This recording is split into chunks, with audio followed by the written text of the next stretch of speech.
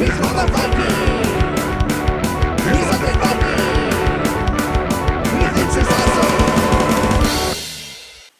everybody, this is Undead Viking. I want to show you this game. It's called Stealing Mona Lisa. This is a quick little card game where each player is going to be playing the role of, well, George Clooney in like the Ocean's 11 type heist movies. You're going to be in charge of a group of thieves that each have different skills, and you're going to use their skills to steal priceless works of art.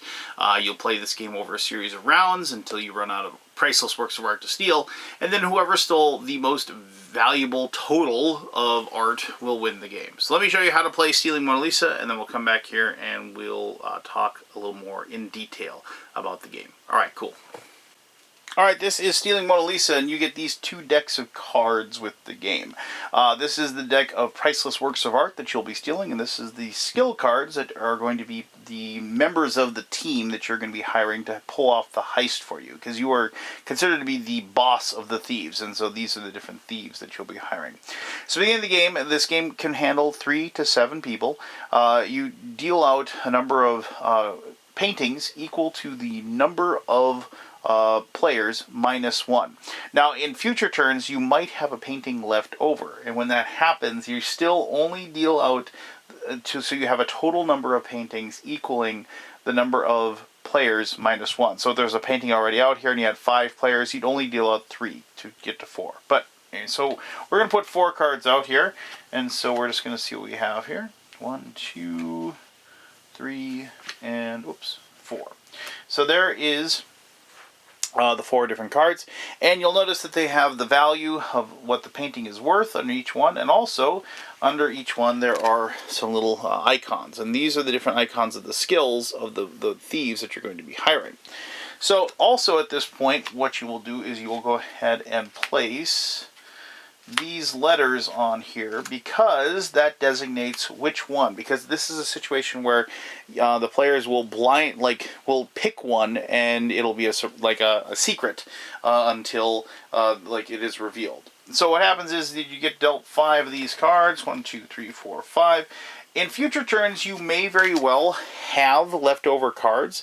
Whoever doesn't get a painting, and there's going to be at least 1 because of the fact that there's 5 players and there's only 4 paintings available. If whoever doesn't get a painting will have the option of holding over some of their cards the next turn. If you have held over cards, you set them aside until after you get dealt these 5 and go through the card drafting process, and then you add those cards back in. So to begin with, here we have a getaway car of 7, we have computer hacking of 5, getaway cars, and then we have these 2 guys carrying safes, like safe crackers, or just a strong guy, I guess. And so you're going to look at these, and then you're going to look at the different cards. Notice how there's nothing with these particular cars on them, so we don't want those. And then looking there, there's some hackers, and there's the one guy there for that $60 million one. So maybe we'll keep this safe cracking guy like that, and we're going to keep him. So we place that in front of us. Then we're going to take these 4 cards, and we're going to pass them off to our right. And so then if we get 4 more cards, and this would be somebody passing them to me, I wouldn't be drawing these. So the person to my left passes me these 4. So you fool, you gave us this blueprint for 6. So we're going to put that with the rest of our cards. And now we then get another 3. This isn't the most scientific version since I'm just drawing the cards, but you get the aspect. So here we have the crafty talking person, the person climbing the wall, and another blueprint. And I kind of like, maybe this card, if I don't get one, it'll be a good card to have or go through the next round. So we'll go ahead and put that there. I'll draw 2. I'm going to take this one over that. And then finally you just get 1 card, and that's the card that you have. So, now I have to decide what I want to go after. Now remember, if everybody goes after the really expensive one, you're going to be going up against people that are going to be playing lots of cards. And so you might want to go for a smaller painting, or maybe not even just go for the big one. But I did get like the blueprint, here, turn that over, the blueprint for 6, and I have this big, giant, strong guy for 6, and I even have a hacking for 7. So I feel pretty good while playing all 3 of those for a total of 19. So if I did that, I would go ahead and take those 3 cards, and each player gets a bunch of these, like the same thing, A, B, C, and D, and then E and F if you play with more players. And you're going to go ahead and take that, and you put that on top like so, and then you'd play it. Now, normally I wouldn't play it out there. They'd be in front of me. I just wanted to make sure you see the cards. And so what happens is that everybody, you go 1, 2, 3, and everybody's going to turn this over to show it off. In this case, it is the letter C. And then what happens is, if for whatever reason, if nobody else went after this, I don't even have to reveal my cards. I just discard them, and I get to take that painting.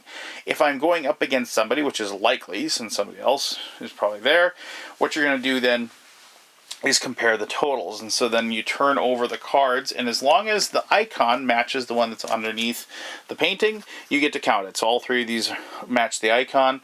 I have a total of 19, and then so we'd go ahead and compare and see who won. If you tie in this score, you go to the icon that is furthest to the left. In this case, it's the guy holding the safe.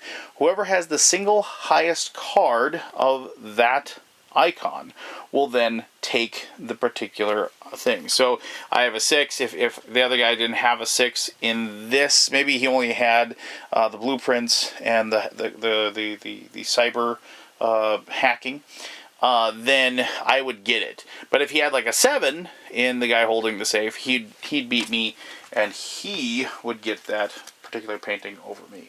So, as I said, in some cases, if you don't, like, if I got beaten, I don't get that, like, maybe the other guy had 20, and I get it. So, I take these cards, I put them back in my hand, and then, because with 7 players, you get to keep 1, with 6 players, you get to keep 2, and with 3, 4, 5, you get to keep 3. So, I didn't get any paintings, so I'm going to keep 3 cards. I'm going to take these 2 7s, I'm going to take this 6, I'm going to keep those 3 cards.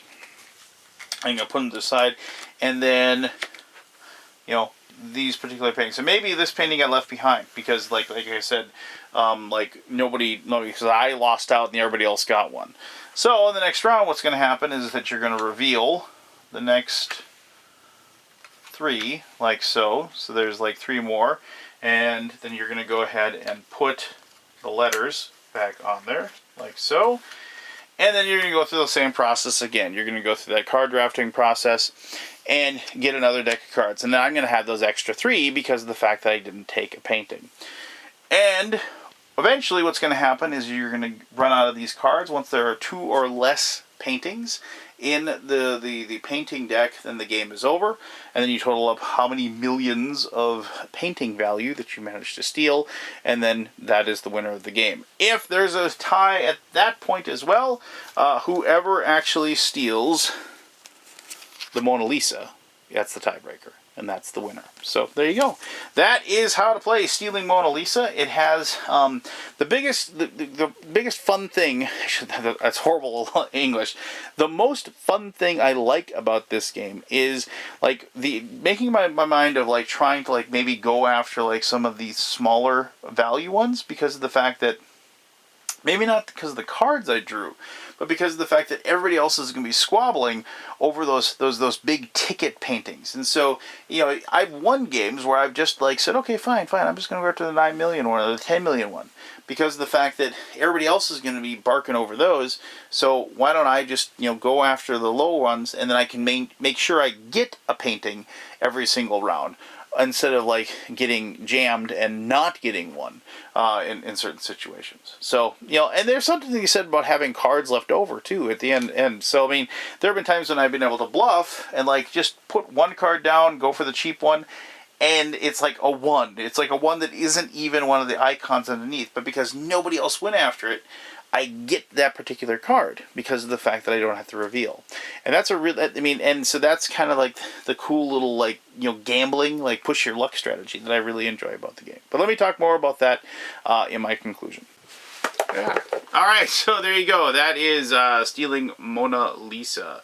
And like the game is really light. I mean, it's on like the more simple end of card games. Nobody's going to accuse it of being like a giant brain burner, but the fun of the game comes in the actual like mental bluffing, mental idea of where are you going to be playing your cards, where are you going to be dropping them, and it does work a little bit better when you have like 3 or 4 players, just basically because the cards kind of make their way around, and so you can kind of have an idea of which cards people have taken, and that kind of adds a certain element to the game that I like, because of the fact that you can kind of have a weird I think that you think that I think type of moment.